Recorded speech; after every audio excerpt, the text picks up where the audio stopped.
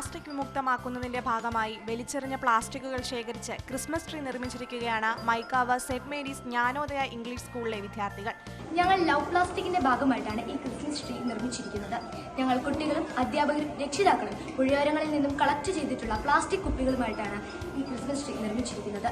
മാതൃഭൂമിയും ഓർക്കല ഈസ്റ്റേണും ചേർന്ന് നടപ്പിലാക്കുന്ന love plastic 2.0 പദ്ധതിയുടെ ഭാഗമായാണ് ഉപയോഗശൂന്യമായ പ്ലാസ്റ്റിക് കുപ്പികൾ ഉപയോഗിച്ച് വിദ്യാർത്ഥികൾ ക്രിസ്മസ് ട്രീ ഒരുക്കിയത്.